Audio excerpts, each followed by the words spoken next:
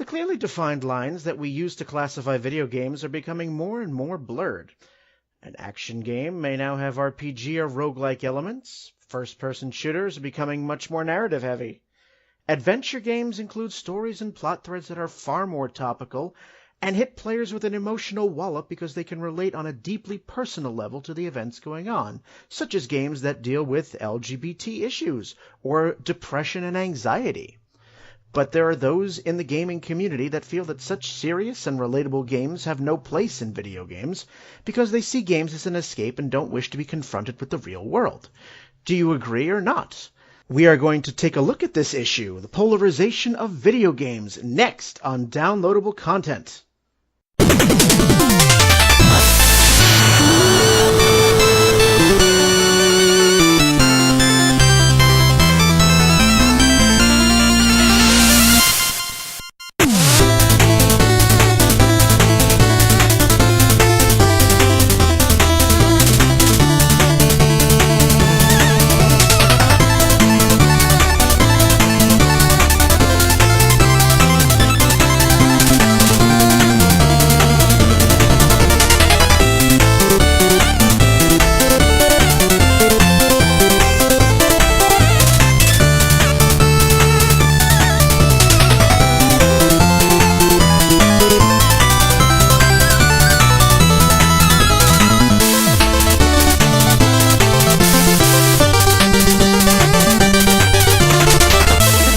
Hello everyone and welcome to Downloadable Content. I am Brian and with me we have the co-host Ron.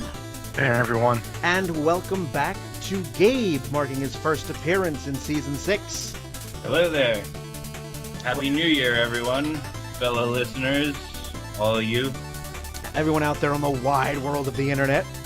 Yes, you people. All the fun people that we love.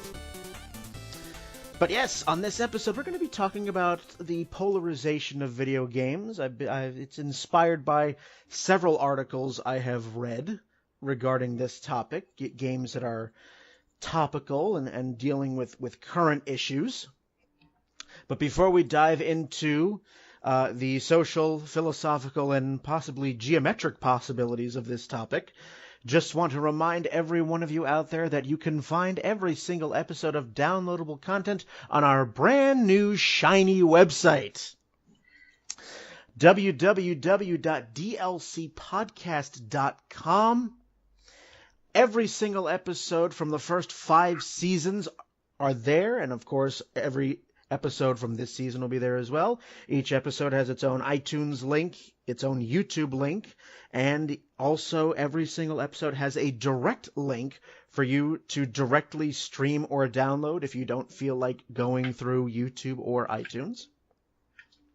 It is all there for you. You can find information regarding upcoming recordings, and you can also see our actual faces, or at least most of us anyway.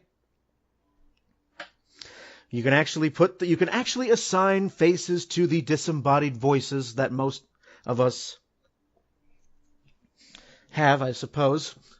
Don't know how I was thinking about a segue from that sentence, but whatever. But yes, every single episode is there. Information is there. So check it out. Give us feedback. That's there too. Again, www.dlcpodcast.com. Alrighty, so yes, let us dive into today's episode, which, as I mentioned, the polarization of video games. This is something that I've noticed predominantly in the indie scene and some of the games coming out of AAA developers, where games are starting to tackle issues and creating characters that are, more topical. In addition to, blurring the lines between what was strictly considered an RPG or a platformer or a first-person shooter.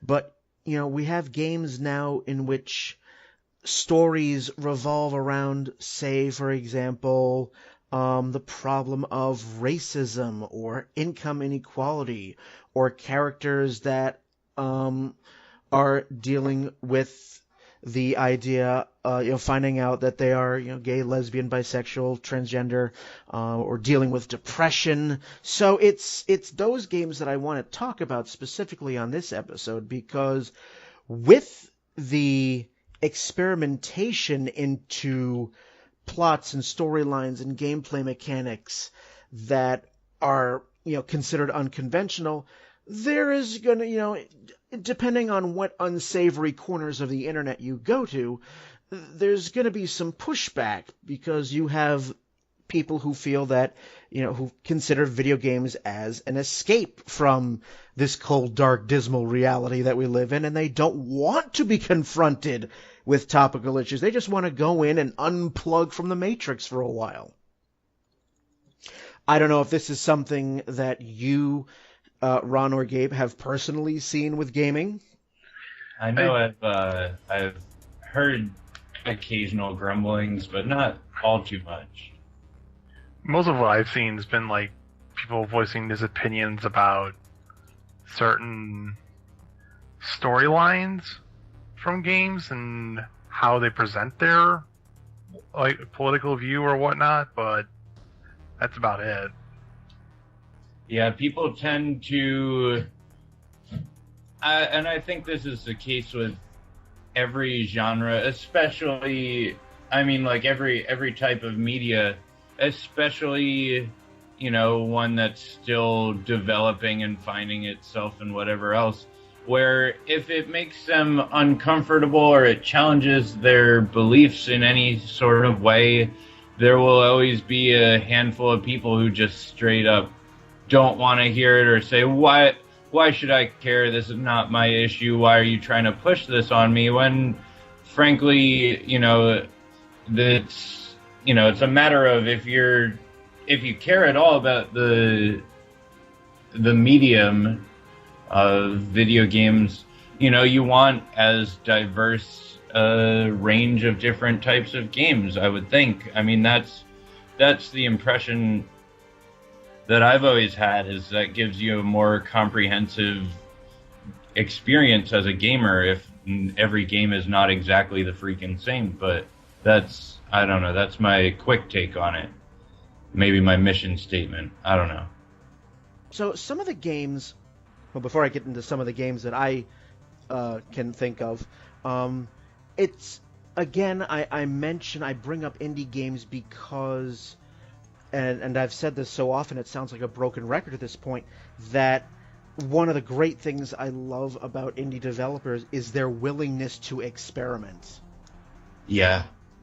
Indie developers are far more willing to take risk than almost any AAA developer, and so you're going to see a number of these games come out of the indie sphere, and the first one I'm going to put up is a game I have mentioned on downloadable content before, and that's the game Gone Home. I had a feeling you might say that. It's one of the first games that I have ever played. I guess the only other one that I can immediately think of, again, personal experience of playing through Mass Effect, and that deals with the idea of having a gay or lesbian character. So yeah, there's a couple others out there, but I can't even think of them off the top of my head. So Gone Home, as I've mentioned before, it's a short game. It's a first-person exploration. You're playing, and this game is set in the 90s, so all the nostalgia right there. You're playing as this character, this female character who's come home to an empty house after spending, I think, a year just touring, just going through Europe. She comes home to an empty house, and it is the objective of this exploration game is to find out why. And where's everyone? Where's everyone, and why are they not here? And who turned out the lights anyway? Yeah, that sort of thing. But one of the main subplots you find, because you find mementos, you find diaries and journals, and you ultimately find out that things are not to spoil too much, but there's some some family issues going on between the parents. But the biggest subplot, I suppose, is that, throughout the course of the game, you find journal entries and audio cassettes from you as the player character, the sister of the character that you're playing. And through her voice, you're finding out that, your sister is coming of age, she's becoming an adult, she's starting to realize, that she has feelings, and she's starting to find out that she's a lesbian. She has feelings toward this girl, and it becomes a full blossom relationship, and it's a game that, this particular type of storyline, sort of this coming of age subplot, is something that I'm particularly unfamiliar with in really any video game. Yeah, I would agree. The depth to which they go in. Keep going. Sorry, I was just saying, like, they go to so much depth in terms of, how the character has really grown and awakened, and you really get attached in the 4 hours that it takes to play through it, maybe even less time. You really feel for the situation and what she's going through, and I think it's a really good example of what games can offer, despite being like games, what some people think are just entertainment or whatever. It's got so much more than just that. I mean, I love a good narrative in my game, and I was the whole story as a whole. I was sucked in. That it took me about 2 hours to go through, and at the end of it, I wanted more. I kind of was in struck disbelief that here you are, you find this final journal entry and credits. And I'm like, what? But what happens? And it's like, well, you're not supposed to know. We're just finding out the story of when she first gets home, because from a story standpoint, that is more interesting. And the subplot is just that. It's a subplot. Like, you're not... I mean, that's how the game ends, but it's not like the main drive of the game. The main drive of the game is to figure out, where is everyone? Did they just go out for dinner and figured out it's coming home? Or are they all dead, kidnapped by body snatchers? Or is there something else going on here? I initially thought, picking up the game, that it was going to be there's going to be some slight survival horror, and oh yeah, just because of how the game initially looked. But I was pleasantly surprised to find out that no, this is a take your time. You feel free to explore every nook and cranny. There's no enemies, no time limit, nothing you have to bludgeon to death.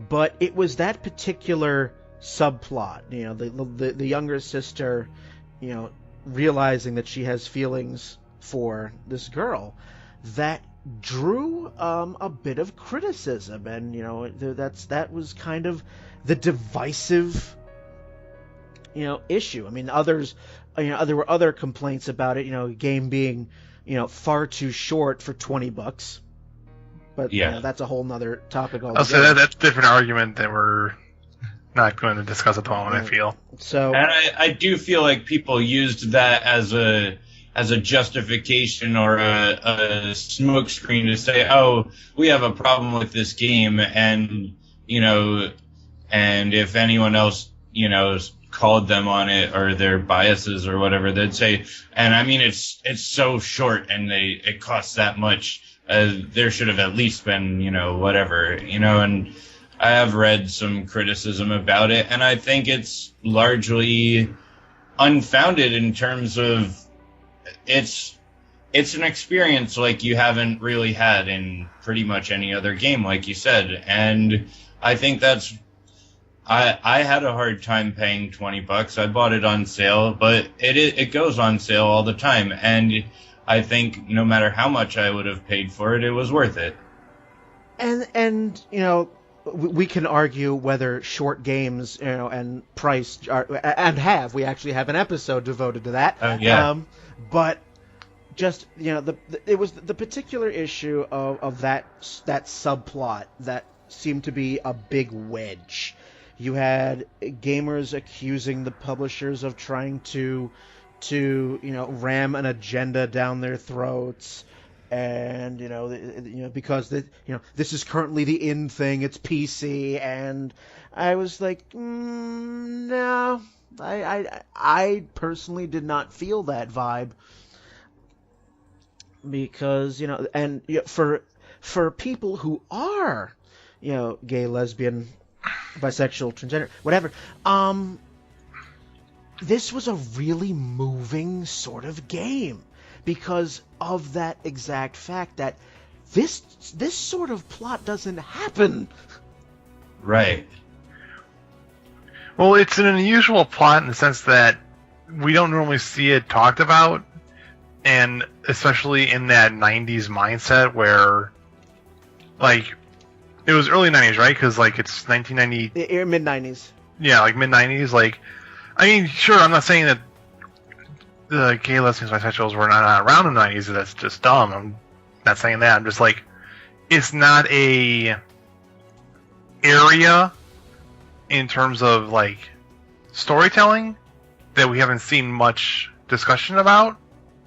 And it's sort of like, well, what if you were a parent in the 90s? Like, what would you do if you found out your kid was gay or bisexual or transgender? Like, it's not like today. I mean, I'm sure someone will correct me on this, but I have to imagine that even like compared to now, these surgeries and medications and whatnot like are not as advanced as they were back in the early mid 90s, and that even back then, like they were certain families were treating being gay or being bisexual or being transgender as a mental illness. Even though, if memory serves, the American mental health psychiatrist, like the people that basically write the book on mental illnesses in America, like they remove that factoid of being gay or being bisexual or being transgender as a mental illness in like the 50s or 60s, maybe early 70s. I think it was the 70s, like 77, I want to say. Yeah, and so, like, it's not a mental illness, this is just and they can prove it biologically speaking via chemicals and CT scans, but even back then, like, I don't think that technology was advanced enough to the point where they could, I don't want to say reasonably say that, but, like, make that logical assumption. Yeah. And then you still have the idea of you have a 16-year-old kid? Is she 16? 17? Yeah, she's right around then. Yeah, so if you have a 17-year-old kid who is barely an adult in terms of like the public eye of like being able to decide for herself, because technically she's still a child until you're 18, at least in when federal concerns are involved. I like, she's still a kid in theory. She's still legally like responsible, her responsibility is being decided for by the parents, not by herself, I guess is what I'm trying to say. Yeah. That even then, that she feels that she has to leave to be true to herself and find out more about herself. Yeah, it definitely does a good job of capturing that sense of time. As like you said, early 90s, it was very much still, from what I understand, in a lot of families, it was something that, if you talked about it, it was euphemized or glossed over, or people made excuses, or, it was not accurately represented. Represented is exactly the word I was looking for, and so it does a really good job of capturing that sense of like, who am I now that I am who I feel like I am, but society is not at that point where I can just be honest about it. And I think it's a very honest game, and I think it speaks to, despite it being, catered to that specific issue, I think it speaks to that sense of existential wondering, that is applicable to any gamer or anybody. Who am I? What's my place in the world?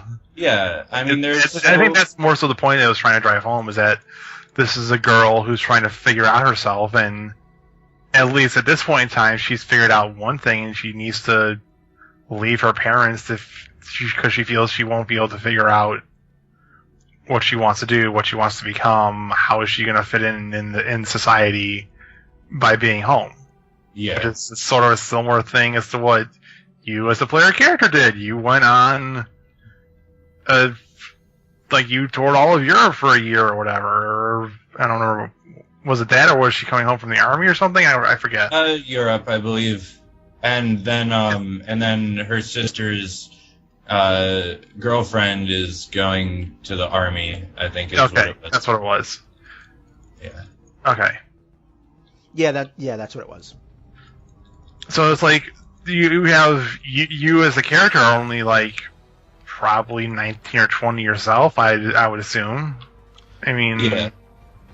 I think you're 21 or 22, and it's interesting too that thank you for reminding me on the in the case of your character even makes some statements when she's reading through and finding these notes to really represent what the general opinion of those issues was. She reads this stuff and she's like, oh, come on, what are you doing here? Or, she, at first, there's a deep skepticism and a sense of disbelief, even on behalf of the character that you're playing as. Right, because, also, the parents think that it's just a phase she's going through. Let's get some names to these characters. You're playing as a 21-year-old Caitlin Greenbrier. That's you. That's who you're looking through, and your sister. Yeah, so you're playing the older sister, who is literally 21 years old, just got done from being away at Europe for college or something. Right? I think she was touring. She was a year-long trip abroad. That's what the premise is. And her sister is Samantha. That's her name. Okay. Yeah, so you got Samantha, and she's just trying to, she's a 17-year-old kid, so, we're all 17 at one point in time. As much as you guys may not want to believe, we understand poof as full-grown adults. Oh noes! We're trying to discover ourselves and figure out what we believe in, and trying to deal with mental faculties changing, and am I attracted to guys? Am I attracted to girls? Am I attracted to both? Am I attracted to neither? Do I feel like I am a guy? Do I feel like I am a girl? These are issues that we deal with. We don't necessarily vocalize them too often. Yeah. But I'm sure at one point in time, someone has gone and looked at something and be like, huh, I wonder if I could do that. I wonder if I could pull that off.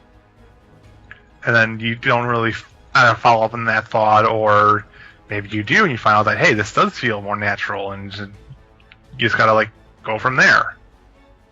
And she's trying to do that herself, and she feels that being with her girlfriend, that she can do that more before she goes off to the army, because mid-90s, so that's either the end of the first Iraq War or Kuwait.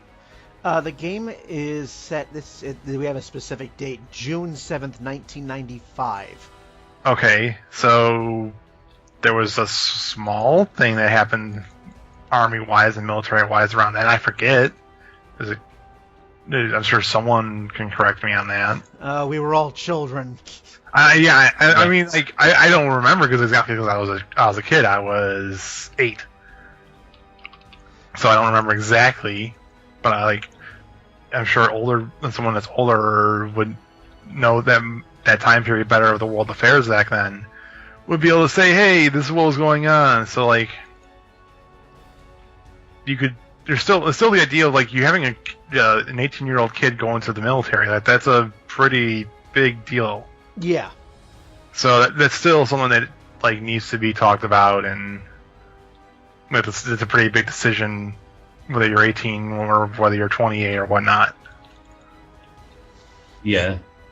So I mean, we've got a game that explores all of these different issues, and you know, you're seeing it unfold through Caitlin's eyes, and so it met with, you know, people who played this game. It seemed to be that there was a number of people could relate to this game and relate to it pretty well.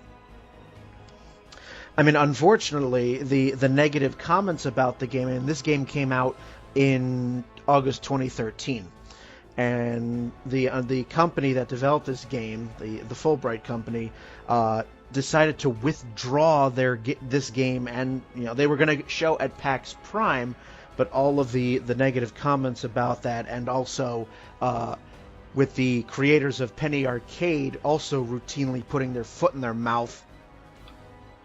Yeah, well, they've done it on multiple occasions too. So you know, we have that game, and so you're shifting to another game. This game I have not played. I have heard of it. The game is called Actual Sunlight. Yeah, I haven't heard about this one, so you have to explain that for me too. Okay, yeah. It's the story of a guy. His character is the name of Evan Winter. He's a 30-something man. He lives in Canada. He lives in Toronto. Right. Hates his job, hates his apartment, hates himself. So like every half semi well-adjusted guy or person in today's day and age, sure. You know, he feels trapped, but he wants to do something about this feeling, but he's also, you know, equally driven to do nothing. So this game, it tells the story of a character who doesn't achieve, who doesn't improve, who doesn't really have any sort of motivation, and it sort of defines him as a character. And so he's the type of person imagine the feeling of basically just lying awake at night wondering what you're going to do with your life. Yeah, so a normal Tuesday night for me, sure. I was going to say, do we really have to imagine that? Oh, man. So, you know, according to the developer, his name is Will O'Neill, this game is the story of a career you never, I'm quoting here, the story of a career you never wanted, a gym you never joined, and the novel you didn't even start. It's called Actual Sunlight? Yep. For those of us at home and those of us on the podcast. Yep, it's on it's on Steam. Interesting so far. So you're basically dealing with a character who has depression. Mm-hmm. And knowing and having known, having known, it sounds like past tense now, I know people currently who suffer from depression. And, you know, I can't, on a personal level, even begin to relate to that, because, you know, I having a physical condition, I have Crohn's disease. You know, something like depression is completely strange to me, because, I mean, yes, we all have moments where we're depressed, but to have it all the time in the back of your mind, just basically soul-crushing, sapping all of your energy and motivation, that's scary. That is very scary stuff right there. Yeah, it definitely is. And looking at the reviews for this game on Steam, they are, by and large, generally positive. If you guys are looking at the game on Steam at the moment, a lot of the reviews for this game are from people who have depression, and they feel that this game, puts this in sort of a good light, very relatable. And I haven't seen too many things negative with this game. Unlike the another game which a friend told me about, I forget who, and it's going to come to me at 3 in the morning. There's a game called Depression Quest, which was made by Zoe Quinn. Oh yeah, she was one of the subjects of Gamergate, though, wasn't she? Yes, and I have a feeling that I mean, I've never played Depression Quest either, but I'm willing to bet that most of the negative reviews on Steam for that game are just by the nature of who she is. So I was gonna say that too. I wonder. I got the impression that it was a game made with earnest intentions and a genuine sense of trying to capture something, and unfortunately it got caught up in that.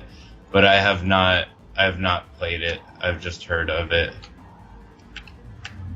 So, and if anybody out there on the internet has played any of these games, Actual Sunlight, Gone Home, Depression Quest, please feel free to share your experiences, because again, I haven't, with the exception of Gone Home, I haven't played this, but I like the fact that there are developers out there willing to tackle it, to try to bring these sort of issues, to the fore. Whether they do a good or bad job showing what the issue is, in this case depression, anxiety, what have you. Whether they do it well, I can't really judge. So I would like to hear some feedback from people who may have played these games to find out what they're really about. I tend to think that games like this serve to try to begin a dialogue. Yeah. Because up until recently, these sort of topics were not really things that you would hear in the public discourse. Yeah, or even, and I was gonna bring in another one in a minute, but even if it was something that people talked about, it was not something that anyone was comfortable discussing. And I think in a lot of ways, for instance, Gone Home, with the LGBT issues, I think as a society we are still a long time coming from being, from having a general consensus of comfort when it comes to talking about it. But it's exactly like you're saying, the opening of a dialogue on that. Well, for me, I feel like the reason why people don't know how to talk about it is because for a quote-unquote well-adjusted person, they just feel like this is something that you can get out of yourself, or like, why are you depressed in the first place? Whereas for the depressed person, either it's there's a chemical defect in the brain where it's like you are not producing enough of one chemical or too much of one thing, or it's a case of like small things that add up over time where you don't even realize that you're depressed until you are sitting on the couch watching Law and Order for the 15th time in a row, even though you've seen this episode 10 times already. And you hate that episode. Yeah. And you're like, what are you doing with your life? And you like mentally say to yourself, like, I need to get out of this rut, and like you just either don't or can't because you have that like nagging feeling in the back of your mind, like, well, what if I fail, or I'm not going to amount to anything. And it's just like, it's the fears that a normal person would have turned up to a point where you are paralyzed by indecision. Yeah. And I think, this is something that is definitely worthy of being looked into, and the fact that, you know, indie developers are tackling these sorts of issues, I think is a great thing. I mean, the unfortunate side of that being is that you're going to have, again, you know, the quote unquote the well-adjusted people, I guess. You know, I put that in quotes on purpose. Yeah, because air quotes. Yeah, the air quotes, because like, just because you feel like you're a normal human being doesn't mean you have prejudices or leanings toward one side or the other that other people may not agree with. The quote-unquote well-adjusted person, in my opinion, is someone who can hold on to their beliefs and talk about them in a logical manner, and can disagree with another person but still be friendly and cordial to them because you're a decent human being and not a scumbag. Yeah. Seconded. So I was gonna mention another game which I haven't played, which is That Dragon Cancer. If you guys have heard of that. Is that what it's called? That Dragon Cancer? That Dragon, Cancer. I have not heard of it. I want to play it, but just looking at, brief clips from it just makes me so sad, and you get the impression that they've really... I think the person who made it actually went through a similar situation. The story of the game is a family who has a young son who has leukemia or another cancer, and they're coping with it, and the art style is very minimalistic, and there's a sense of loss even in the presence of what they still have, you know, their child, as they still have him. Things are obscured or blurred or just completely blocked out because there's this, you know, the notion that cancer is there, the ever presence of it looming over and clouding everything else. And it's just a very striking concept, and I'm constantly fascinated, like you said, with the lengths that indie game developers are taking the medium that don't so frequently show up in AAA games, and that's one of those as well. Looking at the description of this game, which, you know, I'm looking at now, it's a non-fiction game.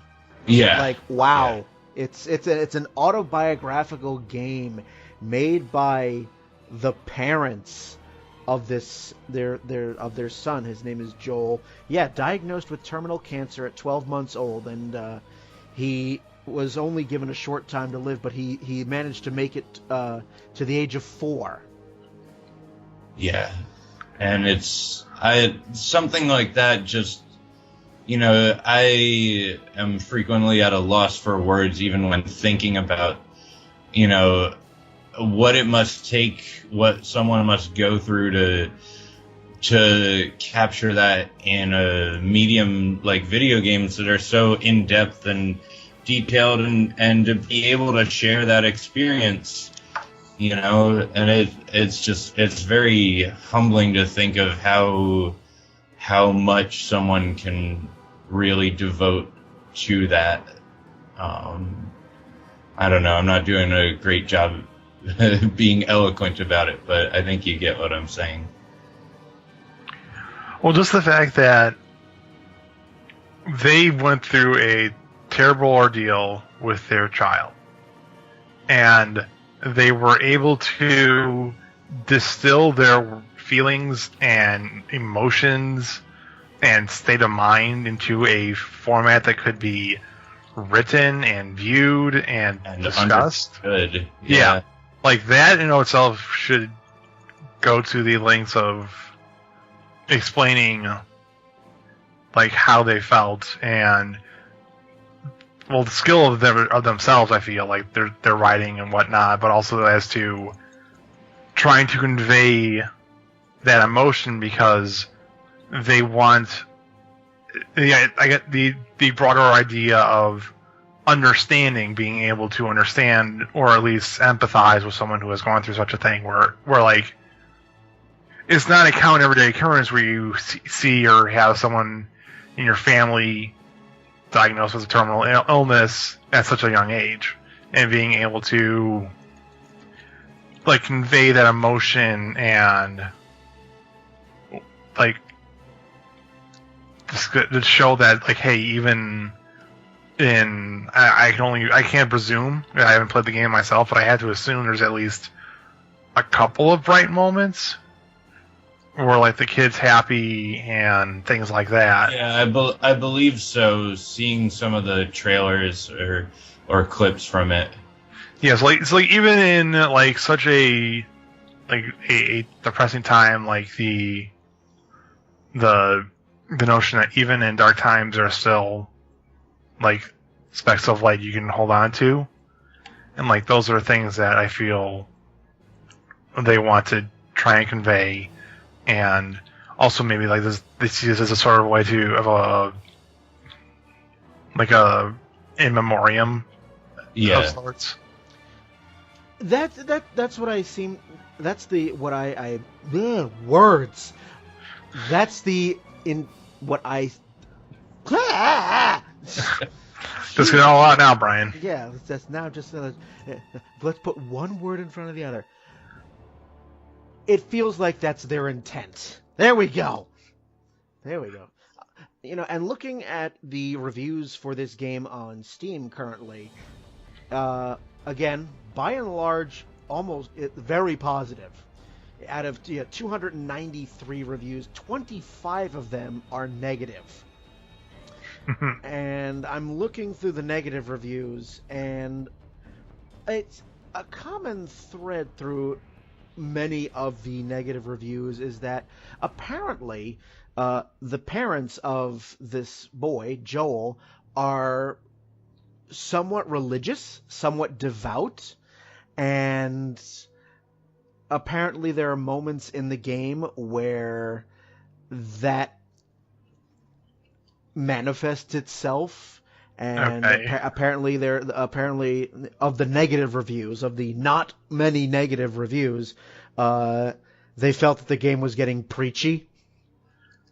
Well, yeah. I mean, I can understand people complaining about that in one sense, not being very religious myself, but at the same time, I mean, someone's speaking from their personal experience, and I think it would be dishonest of them to try to whitewash it and say, look, one of the things as I'm a writer by trade, I guess you'd say, and one of the things I've learned through a lot of like having to drill it into my head numerous times is the more honest and authentic, the more you incorporate your actual personal experience into something, the more realistic and universally relatable it will be. If you try to generalize your life and your perspective on things, people will call it out as BS. You know, it is. I think I can understand people being frustrated or thinking, "Oh, this doesn't appeal to me because of that." I can understand that, but it's also, their experience. And if it's a nonfiction game, who is anyone else to try to censor or edit someone's life? The fact that it's a nonfiction game should be a pretty big sign in and of itself, because there aren't many nonfiction games out there. Like, if you're writing a nonfiction game, it's gonna be pretty like autobiographical, in my opinion. Yeah, it has to be. Otherwise, what's the point of it? Forgetting that completely. It's also abundantly clear that the reviews that are, negative criticism against this game because, the religious aspect. They also very clearly did not read the description of the game. And so now I'm quoting right from Steam here, that this game is an immersive narrative video game that retells Joel Green's 4-year fight against cancer through about 2 hours of poetic, imaginative gameplay that explores themes of faith, hope, and love. Yeah. So the three major tenets of Christian ideology. Yeah. Right there in the description, people. So the game is literally about the story of a kid and showing there's gonna be some Christian. I would say Christian tendencies in the game. Yeah. And you're gonna have to expect that. So somebody obviously didn't read all the words on all the pages. What are these words anyway? These words you speak of. However, the game is about $15, and that's well. Thank you, Gabe. I did not know about that. Yeah, it's one of those ones that's on the back of my to play list because I can only imagine how. I just feel like I'm going to have a hard time when I actually do it. I feel like the moment you play that game, you have to be mentally prepared to get gut punched and have your heart torn out. All the feels. You're going to be sobbing before you get halfway through the game. I feel. Yeah, I you just feel like you just got to mentally prepare yourself for a sob fest. Yeah, and I'm just not there at the moment. And I want to mention briefly something that you've said before about having writing be believable. Generally speaking, good stories, and it are generally speaking, to put it in a broader sense, a story is just one gigantic lie. Yeah. How do you make a lie believable? You put a kernel of truth in there. So, you just need to all the games we're playing, they're all just stories, and so, and I guess a more general, broader scope, they're all lies of some sorts. Well, you make them believable by having, facets of truth being in there. So either maybe a person's personality, or how they look, or how they dress, or whatnot. And especially with trying to make characters believable, like we mentioned Mass Effect in the beginning. Well, Mass Effect characters are, generally speaking, believable and relatable because they all seem like they all seem like they have a backstory and there is something to them that has shaped them, and they try to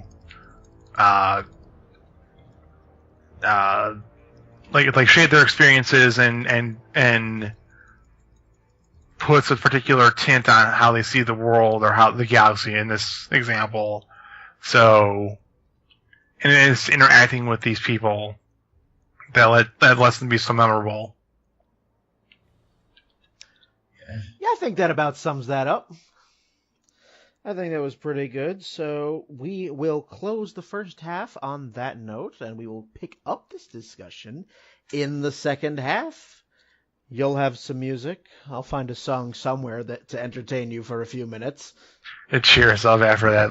Yeah, but I need something peppy and uplifting. So while we do that, we'll take a break, and we'll continue this on the second half. You are listening to Downloadable Content, talking about the polarization of video games. We'll be back.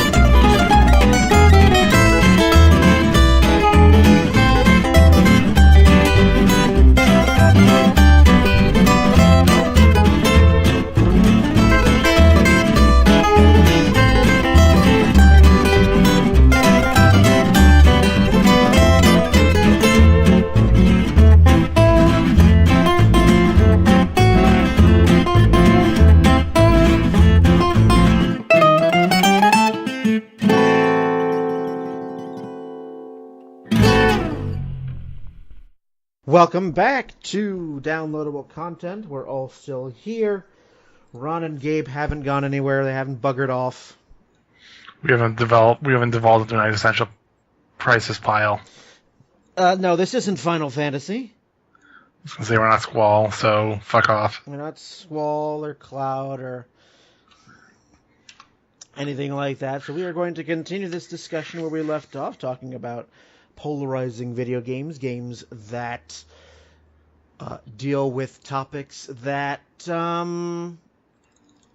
might not be your typical video game sort of storyline. So we're going to pick up that thread, and Ron, I'm going to let you start this one. Alrighty. There was a game that came out in 2011. I have not personally played it. I have wanted to, but I just haven't had the time to want to plunk down $10 and play. It's called To the Moon. The idea behind this game is, and I'm quoting the Steam description for this, quote, a story-driven experience about two doctors traversing backwards through a dying man's memories to artificially fulfill his last wish. Oh, I think I heard of that. So that's the general premise of the game, is that you are two technicians, and I believe I can have the Wikipedia thing that gives me their names. You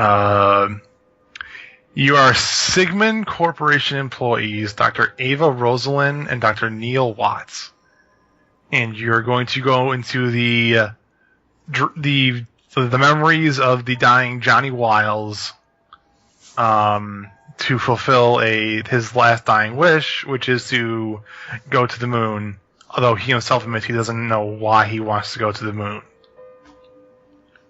And throughout the progression of the story, he figures out exactly why he wanted to go to the moon, and the various sorts of things that go along with that. And it's just the general idea of, like, the description is that it's a role-playing game adventure, like an RPG adventure game, but I don't know what the actual combat involves or whatnot.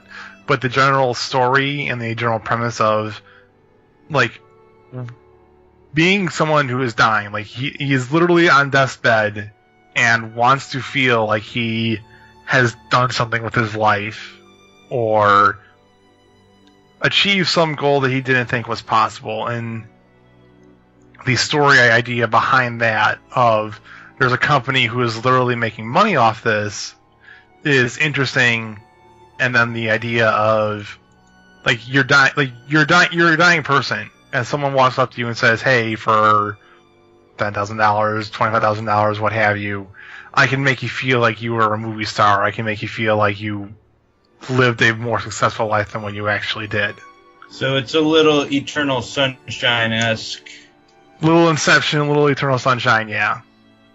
I don't know if this came out after Inception. I think it came out right before. This game came out in November 2011. Okay, and when did it? 2010. So it may have been inspired by, but I think kind of the idea of, like, wanting to fulfill some sort of lifelong dream or be successful or do more than what you actually did. Like, I feel is always one of the more interesting things to talk about in a story setting. And having these people artificially created is a pretty good idea. And having them convey it is also rather interesting. Yeah, I would agree. And it's done in the style of, like, a 16-bit RPG. It looks like it was made in RPG Maker. Yeah, it's made in RPG Maker XP. So don't knock it for the graphics style if you don't like that graphics engine. That's just how they made it. It is their fourth game, I believe. Let's see. It's made by Freebird Games. It is the fourth video game by Canadian designer and composer Kane Reeves Gow. and that's his first indie like commercial production under the Freebird Games title, and a successful one at that on Steam. There are 19,651 reviews, and of that, only 576 negative ones. Yeah. So overwhelmingly positive. So what was that number again? 19,651 reviews, and of those, little less than 600 are negative. Not bad at all. That's a 3% negative rate, I think. So like a 97. 3.05% negative review on Steam. Yeah, well, there we go. So literally a 96.95% rating on Steam of positive or higher. Out of almost 20,000 reviews. So yeah. That's pretty solid. Yeah. That's actually pretty good. So, what's drawing you to it? Just the idea of, like, from a story standpoint of, like, what I mentioned before, like, rewriting your memories to be successful. But even then, the more existential idea of, did you do enough while you were alive? Did I make my life worth something? Did I get meaning out of my life where I felt that I contributed to society in some fashion? And wanting to go to whenever I die, whether you believe in the afterlife or not, your last thoughts being that you did good in this world, or that you did all that you could. Yeah, I guess is what is making me want to play it. Yeah. It certainly sounds like an interesting premise. Go in, tweak with somebody's memories and make them feel like they had that accomplishment. Go in and tweak. You're in the business of tweaking people's own personal timelines. Yeah, and you're not the doctor, so you don't have a TARDIS to necessarily do that. Hmm. Yeah, it's definitely if not a singular concept, one that you haven't really seen in any other game that I know of. Yeah. So, I mean, like, that's close. Like, the idea would be Chrono Trigger, where you're messing with time, literally. Well, yes. But then again, like, you're literally messing with time and just making people think that you've messed with their timelines. Are two different things. So, since I'm seeing that this game is overwhelmingly positive reception, critically acclaimed, what to you, since you mentioned this game, what makes you think that this is a polarizing title? Generally speaking, the fact that I believe the game's plot does discuss things about the afterlife and promises made and things like that. And I feel like the general premise of rewriting someone's mind and changing how they feel that they did in life is potentially off-putting as well. Although maybe I'm wrong on this. I mean, I kind of want to play it. I mean, I've played a number of games that use RPG Maker, and I'm curious to see how that story plays out. Yeah. How much is it? It's $10. All right. Yeah. All right. Cool. Moving right along, then. Guten Tag, wie geht es Ihnen? Hey, welcome aboard, Wyatt. Wait, we got German Wyatt. What's going on here? Brian, did you get the English to German translation pass for us? I need to get Google Translate on that. Alrighty. Welcome aboard. Sprechen Sie Deutsch? Was ist das? Downloadable content. I think the only German I know is 9. And laugh. Well, all right. Well, Wyatt, we have Ron and Gabe on this episode thus far. Hello. Hi there. We'll let you get a plug in toward the end, but yeah, thank you for crashing into this episode. Sure. Sorry, no. My wife was very nice. It's her birthday today. I was just treating her out for a good dinner, but it seemed like a really cool topic, so I just wanted to get a few words in, so thanks for letting me be here for at least a little bit. Not a problem. So just to catch you up to speed, we've mentioned games that have had polarizing, that tend to polarize gamers. We mentioned in the first half games like Gone Home, which drew both sharp praise and sharp criticism for its portrayal of LGBT elements. Right. We've talked about, Gabe brought up a game called That Dragon Cancer, which is Whew, I will not touch that game with a 10-foot pole. Not because I don't think it's good or anything else like that. It's just that if I get involved in that, I'm going to cry. Oh yeah, that was the consensus of everyone on here. Is like, we'll play it maybe eventually, but we're gonna have to mentally prepare ourselves for gut punching. But and we talked about how that game was, again, nice sharp split, praised for it being an autobiographical game, portray, watching, two parents basically watching their little boy die, but at the same time drawing sharp criticism because the parents they're devout Christians, and so they felt that it gets a bit preachy. Okay.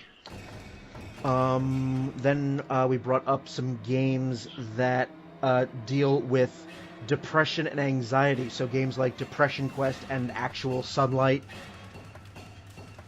Okay. And now we're just continuing the trend. Ron opened up the second. We're early in the second half, so we've Ron mentioned To the Moon,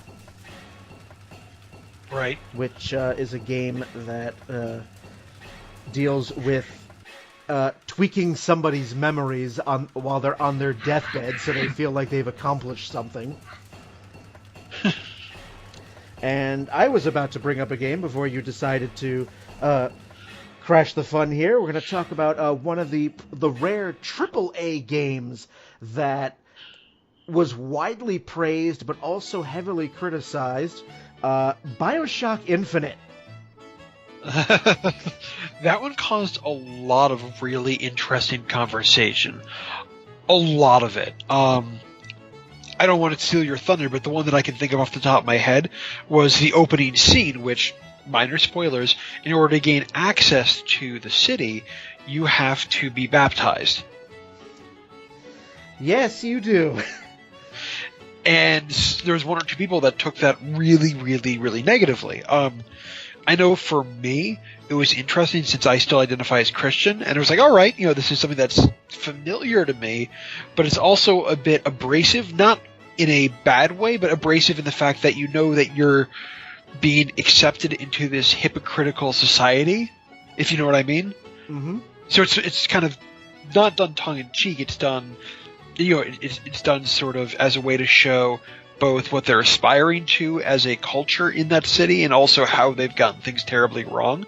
So it was something that was abrasive even to me because of that reason, but it was also done on purpose to prove a point. So, that's my personal take on it, but I do know people that got ticked off at it. Well, not only that, but what I was going to get to was the fact that the game makes no qualms about portraying abject racism. Remember, this game takes place in the 19-teens. Yeah, I had a feeling that's where you were going with that. I was going with that. The entire Vox Populi subplot. Yeah. It's like that's gonna happen because they took off in like 1890 or something like that during the World's Fair in Chicago. Yep. So, like, okay, being someone who has lived like 5 feet away from Chicago from his entire life, I can tell you right now, we don't say we're racist, but in the back of our minds, we're like the most segregated city in the goddamn country. So we got some issues going on here. And being the being this is like modern day Chicago, how do you think it was back in the 1890s? And yeah, because BioShock Infinite unabashedly explores themes of racism, extreme religion, sexism, an incredibly ideological society. You have the founders, which are, the white people and, the ruling people in Colombia. And isn't one of the depictions in the literal Church of the Founders them, like, bashing the heads of Native Americans or something like that? Yep. So it is very, at least when I was playing it, I was going through the game and I'm like, oh, the founders are an avatar for the Tea Party. And it was, you had, I'm reading some of the controversy about this game. Some websites were claiming that the game was an attack on the labor movement.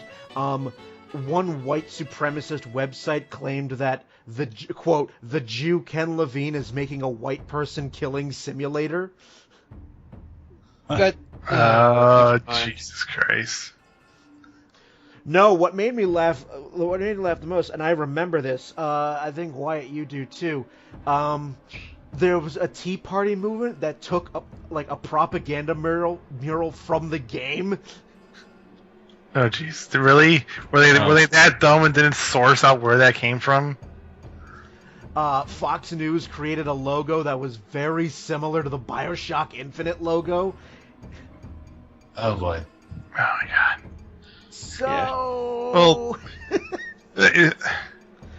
I know we don't try and talk politics on here, but the Republican Party is pretty dumb as of late.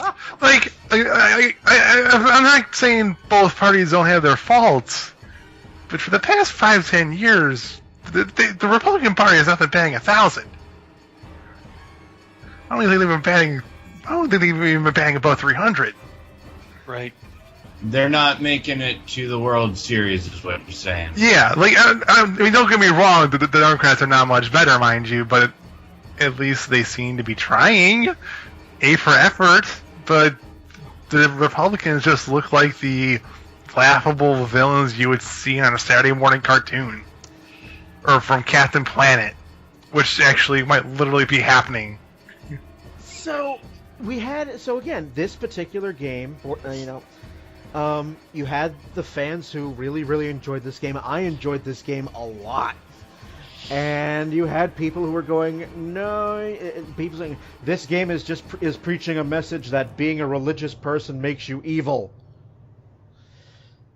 It's like, no, there's nothing wrong with religion as long as you don't try and push said belief upon every man, woman, and child and pet and being within sight of you and not inside of you if you have access to the internet.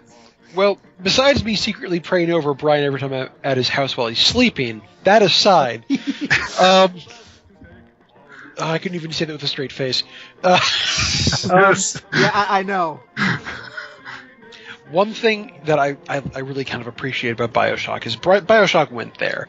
I'm not even talking BioShock Infinite. I'm talking about if you go back to the original. Yeah. Now, there was always tones of racism and sexism in BioShock. I don't know. There was actually something where a game designer, I can't remember what the name was right now, and I apologize to whoever you are, but it was a game designer and game developer who was talking about how everyone keeps saying BioShock is a great plot. That's not really true.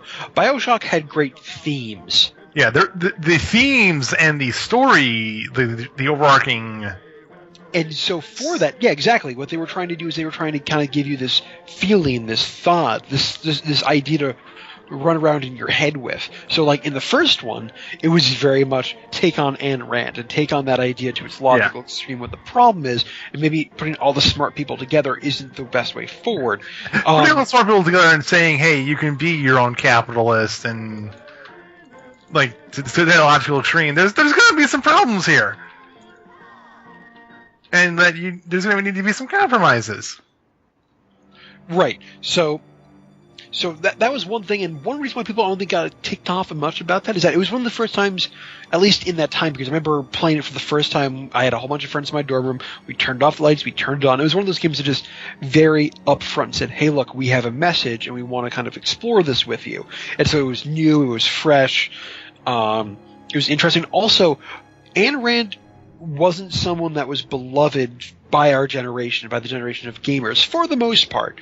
I mean, I know that there's probably a few lovers of Ayn Rand out there, but for the most part, most people are saying, okay, some of her ideas are ridiculous.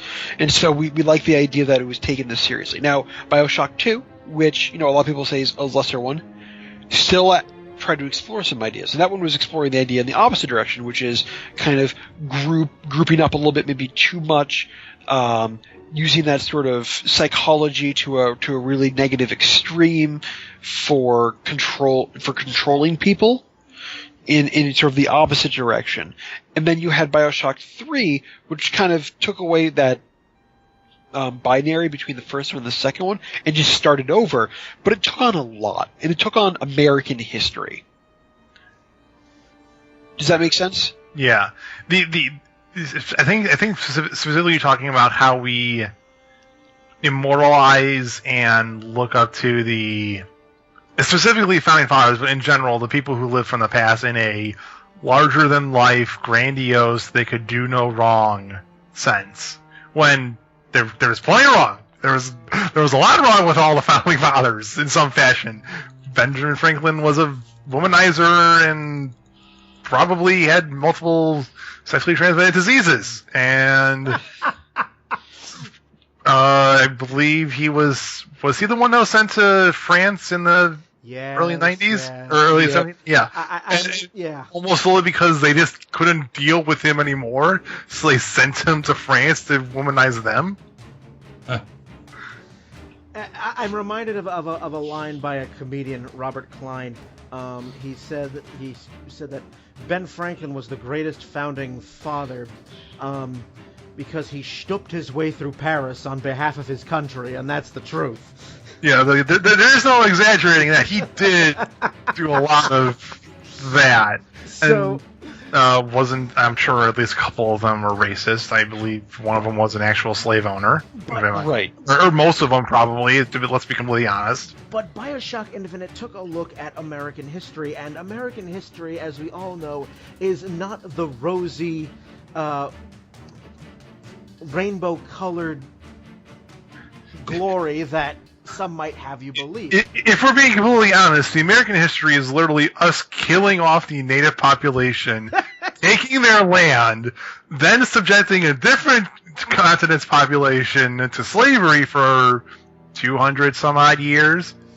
And only just now are we kind of being like, oh, we kind of need to be grown-ups because, oops, we invented the atomic bomb. So that's why BioShock, generates that sort of stark controversy. Right.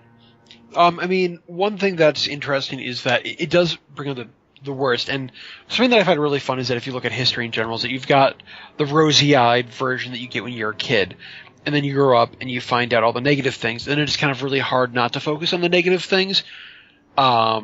And you've kind of got that back and forth. And that's something that I think BioShock does really, really well. For example, George Washington did a lot of really great things. He came up with some really great policies to try to make a new, modern nation.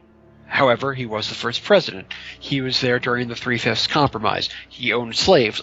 Recently, in the last year, I was able to go to Mount Vernon. And they spent a lot of time talking about the slaves he owned, and they actually, kept a lot of those, or reenacted a lot of those areas where they worked, and they talked about it rather prominently. They also show off in some areas at the same time that George Washington had that when he died. I believe it was George Washington and also his wife, that the slaves that worked underneath him should go free, and that it was in his wish that that freedom was something that was to occur. They actually have an area right near George Washington's gravesite where if you walk off towards the water, more into the woods, there's a burial site where the slaves had been buried on his property, and it was just a little bit quieter back there. I remember me and Jess taking a moment of silence there while we were walking through. They had a plaque up, and so here you have an interesting mix because you have a figure that's wonderful for American culture and has done a lot for the idea of freedom, but also owned slaves and a vestige of people being subjugated, which is terrible. But at the same time, in his will, there was also these inklings of he understood that and wanted to work towards freedom, but at the same time, he had slaves. I was gonna say he let's keep in mind that this is 1783 when they're trying to set up the Constitution and whatnot. Even if he had the idea of this is wrong and things like that, he may believe that, and maybe some other people on the initial Congress and initial government did, but you had a very large slave population, a very large slave owner population in the South at the time. Right. So that's one thing that should never be forgotten, right, is the idea that slavery was a bad thing and slavery could cause bad things. I remember going through BioShock and seeing those sort of themes, but it caught me when you had one of the quieter moments midway through the game, and you turn and you just see colored on one of the doors, and you realize it's a different bathroom. Yeah, it's a different bathroom. It's a different fountain. And you're like, oh, right. Shit. Exactly. And so you have that moment. And it was wonderful that they were able to show that, because you need to look back. You need to be able to look back at yourself and look at controversial issues that you might not always agree with. Because you have to understand the perspective of other people. And one thing that the game did is that there was no real hero, right? The Vox Populi had this great idea of a groundswell and very good things, but as it went on, it kind of is talked about a little bit how they're resorting to just as much violence, or they're becoming just as violent. Let's say they're just as violent, not more so, because they want to overthrow Columbia, and the ruling pop is okay, fine, and they want to go back on solid ground and take all the other people on the continent with them. Well, wait, hang on a second here, because there's the safe way of doing it, which is sort of slowly turning off all of the anti-gravity balloons, which are pockets of artificial space, I believe. Right. And then there's slowly weakening that field and slowly having mass take effect and stuff like that. And there's the actual literal, we're turning everything off and blowing it all up right now. We're all going back up to Earth at a really fast rate here. Right. So that's kind of the really fun thing is that, you fight both. You fight the Vox Populi, you fight founders. It didn't really show any clear right answer. You find out by the end of the game that your character is kind of a jerk. Right. Oh, your character's a jackass, and there's many things that he did wrong. And so the one thing that always, what did they say? They said it's a white person killing simulator. Isn't that Call of Duty? That's Call of Duty. That's Battlefield. That's most games released in the past 5 years are FPSs. You're either killing heroes, which is its own set of problems, or you're killing white people, which is, again, its own set of problems. And that's And Booker himself is white, and what I like about Booker is that Booker does want to do the right thing, but he's also flawed, much like the game itself. The idea is that everybody, except for possibly the main female protagonist, is flawed in some way, and they're broken, and how do you deal with that? And I love that. It's really sad that game became so divided. Some of the other games I can understand the polarization more. I might not agree with it, but with BioShock, I really liked how some of the discussion around it was because of the deeper issues that were brought up by it. Maybe they weren't answered all the way because they didn't really come to any one particular conclusion. In some ways, they actually kind of pulled away from answering that problem for their own plot. But I'm happy that they were brought up. Yeah, as am I. And like I said, I really enjoyed the game. And sometimes we do not like confronting our own history, and I think that was a major reason for the backlash. So, Gabe, you haven't fallen asleep on us, have you? No, but I am tired. I get up at 6:30 every morning, and I've had a busy week, and I have not played BioShock Infinite or really any of them. I know, gasp, but trust me, I've given myself enough grief on all that. So I didn't really want to be too vocal about something I was unfamiliar with. But I do very much think in any medium, whether it's BioShock or, video games or art or whatever else, as an art form, which I've talked about probably every time I've been on this podcast, is my belief in video games as an art form. We would, the makers of video games and the gamers themselves would be doing everybody a disservice were they to not address these issues and not embrace necessarily, but acknowledge and accept those aspects of our lives and our culture and all of that. And, I think we are better for it as a society whenever we are challenged by art, that addresses our difficult realities, past and present. So that's all I have to say on BioShock Infinite and that part. Yeah. So I think another game that, speaking of polarizing, because this was definitely up there. I remember this. Do you remember we're about 6 years ago, the Medal of Honor? Medal of Honor tried to create a multiplayer mode in which you got to play as the Taliban. Oh, I feel like I remember that. They tried to create a mode where you could play as the Taliban, and it created such a controversy, especially in this country. The developers of the game, they said that, that the reality of the game necessitated it. If someone, I'm quoting here, most of us have been doing this since we were 7. If someone's the cop, someone's got to be the robber, someone's got to be the pirate, and someone's got to be the alien. In Medal of Honor, someone's got to be the Taliban, and you can obviously probably guess the resulting feedback.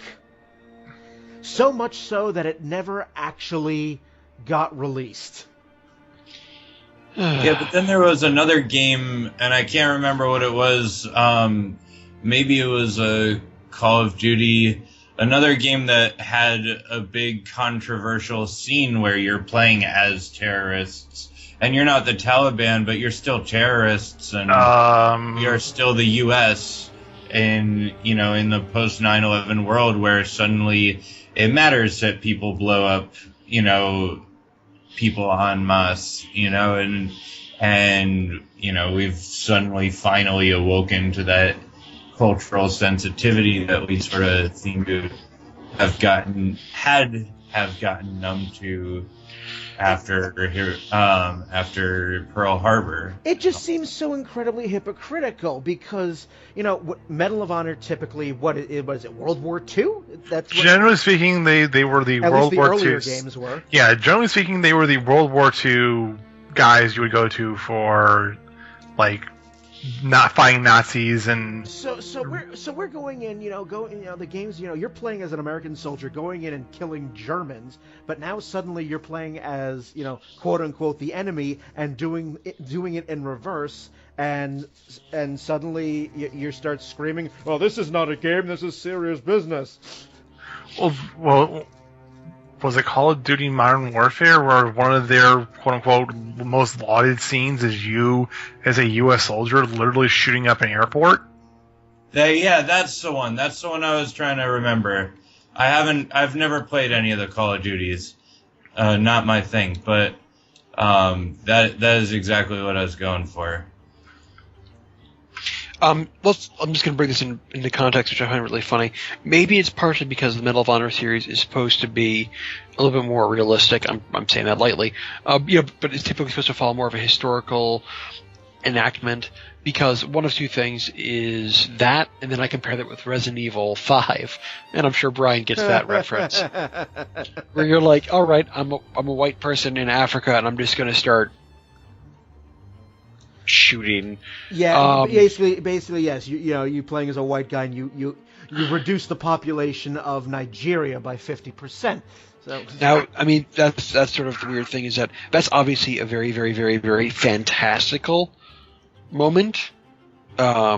Is that not Call of Duty, Medal of Honor is supposed to be a little bit more of a reality-based event. So didn't they make another Medal of Honor like 2012, and one, like, the game's plot was you're a soldier going into some city in Saudi Arabia, I want to say, right as a sandstorm's about to hit it and like wipe it off the face of the earth. Oh, you're talking Spec Ops: The Line. Okay, that's the one I was thinking of. I did play that, and that game is fucking hardcore. Yeah, like there's some really fucked up shit that goes on in that game, from my understanding. And can you attest to that at all? It was specifically designed to challenge your conception of what it means to be playing a simulated murdering game, and what is actually morally right and wrong, and all of that. There's a sense that at first they're talking about, like, oh, you're going in as the hero, and I mean the whole thing is based on Heart of Darkness and Apocalypse Now, so if you've seen or read either of those, what you're in for a little bit already, is just the bleak descent into violence and losing yourself to the horrors of war and all of the atrocities you have to commit. But if you're unfamiliar with those, it comes off as especially jarring, because it's they really challenge that notion of, here you're playing a game where you're killing people for entertainment, and as you go further into it, the loading screens will start to taunt you, and they'll say, do you feel like a hero yet? Are you, Ooh.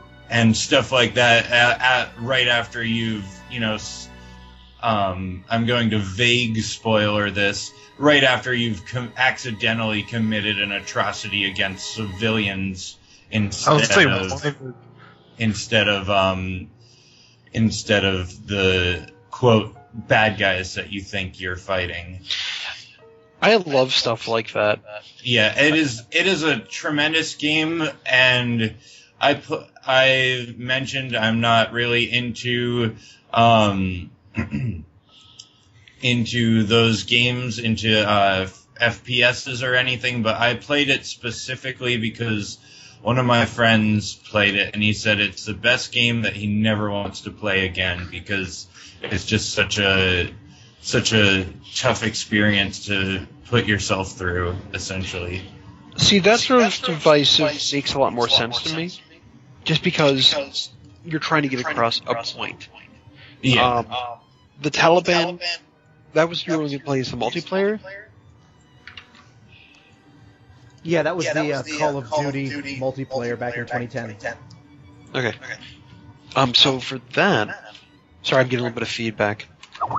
Yeah, alternately, do you just shoot other Americans? Because that wouldn't work. Well, here's the thing for that, is that in what you're talking about, Call of Duty, it's almost like Cops and Robbers, right? Or, let me see, Cowboys and Indians, where you had to have someone play the other. Now, that's a kid's game, right? Cops and Robbers, Cowboys and Indians. But then when you grew up, you realized that's kind of a little... There's some problems there. I feel like that's almost kind of what it is, and for some reason now people were blanching at it, but maybe not for the right reasons.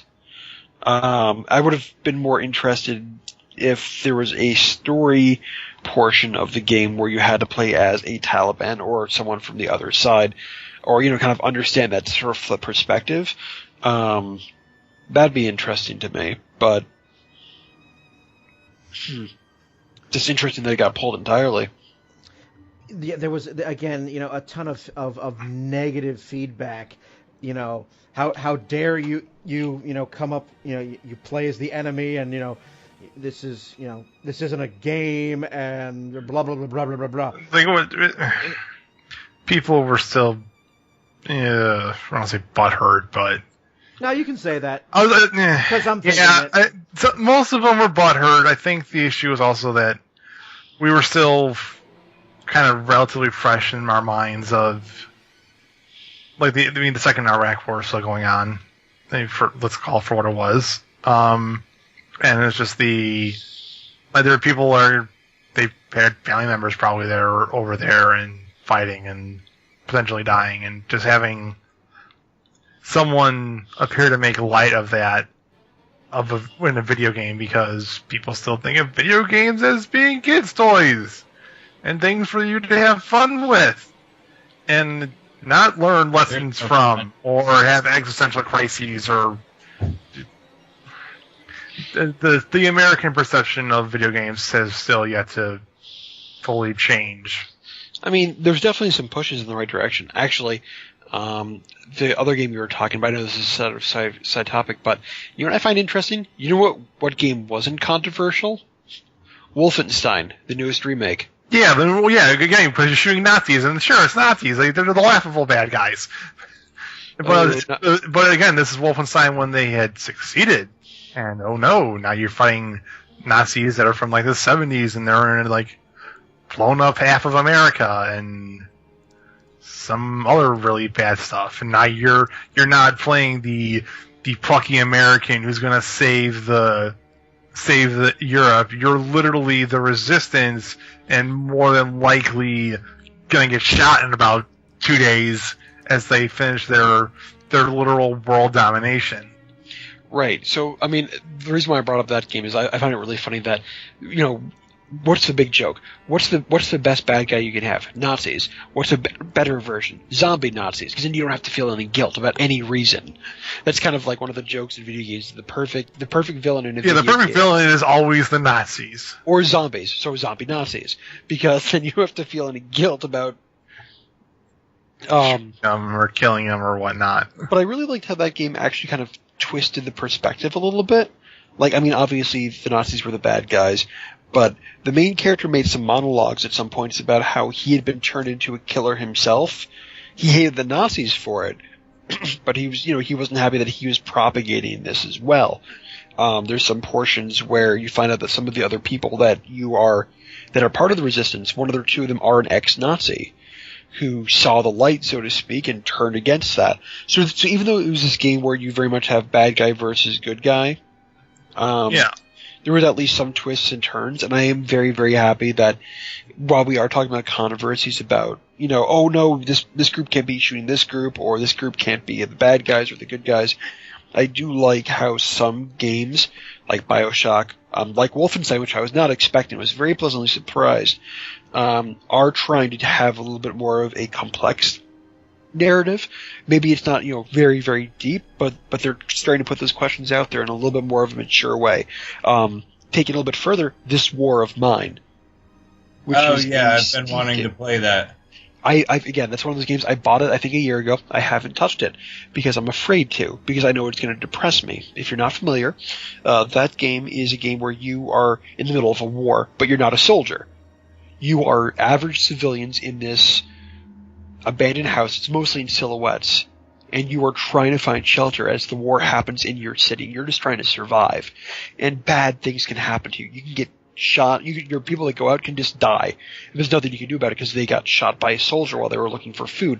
Or maybe other soldiers, the people that are supposed to be on the side of the city, come looking for food, and they realize that you have a woman on in your team, and they want the woman. Like there's some there's things, like, because they don't want to take her back for teas and coffee. Trust me, definitely not teas and coffee. it's exploring some really, really interesting theories and thoughts, and I'm really happy that games are doing that. I am happy that games are becoming more polarizing. Not always. Some of the polarization is ridiculous. But I am happy that because there is polarization, that usually means that there's a conversation starting. Like That Dragon Cancer, like Gone Home, like a lot of these games where people are saying, are these really games? And then people come back, well, yeah, they're just not the traditional shoot everything games, which is a totally other version of polarization, which if we start, we'll be on it for an hour or two. But, games are now willing to explore beyond just, hey, look, I'm the good guy, they're the bad guy, let's kill everybody. But they're willing to kind of look at more complex narratives, or maybe even games where there's not so much direct violence, but trying to figure out maybe there's a way around violence, or what do you do in the face of violence. So I'm happy about that. You basically summed up what was going to be my wind down.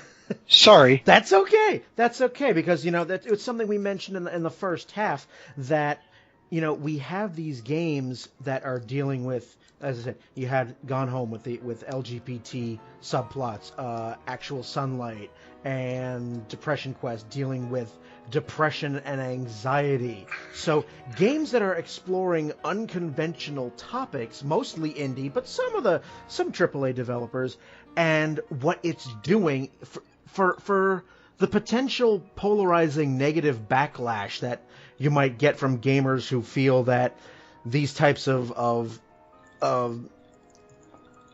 story ideas, topical things, don't belong in a video game because video games are my escape and I don't want to be confronted with reality while I'm playing a video game. It's opening a dialogue. And that's what I think is largely the intent. We want to get these stories out there and bring some of these issues to the fore rather than keeping them tucked away in, the dark corners of society because we don't want to talk about them because we'll have their feelings. There's some things that I've seen recently in media that are ideas that have been discussed and trying to be presented to the common populace. The general idea of there are things that go on in the shadows of the world that we don't want to acknowledge, but to be better as humans and to try and, I don't say uplift ourselves, but better ourselves, we need to shine a spotlight on these things and point out how wrong they are, just so that future generations don't make the same mistakes that we did. Right.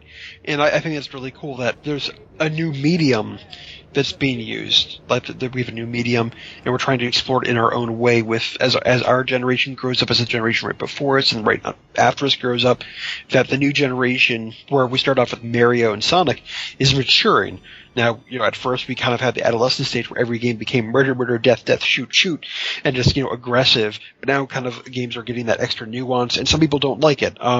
Again, not going to get into it, but I know Depression Quest was a game that became so divisive because, when a woman made it, it wasn't a standard video game, and people were kind of calling that into question. But some of the responses were just so angry that something so different had been made that it was created. Part of the huge Gamergate controversy is because of that game.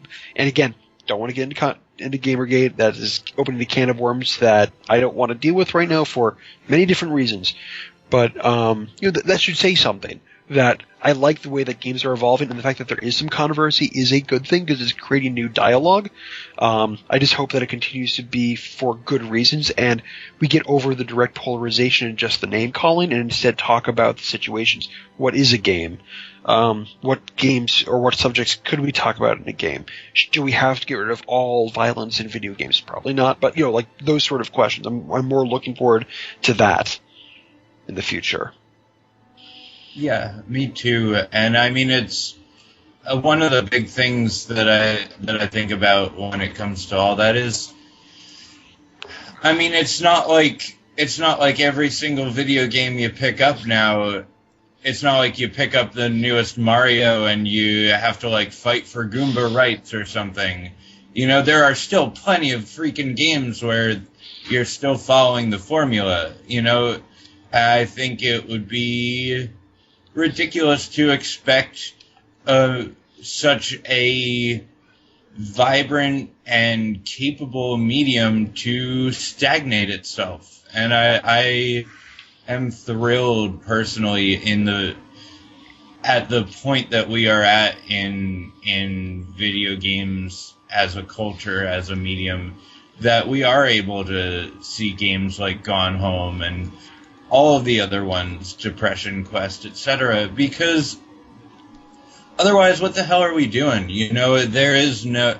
Otherwise, then when people say, oh, what are you wasting your time on those games for? They have, you know, we have no recourse to that. I mean, their games are part of our lives in the same way that music and paintings and everything else are and always have been part of the lives of our predecessors. And, you know,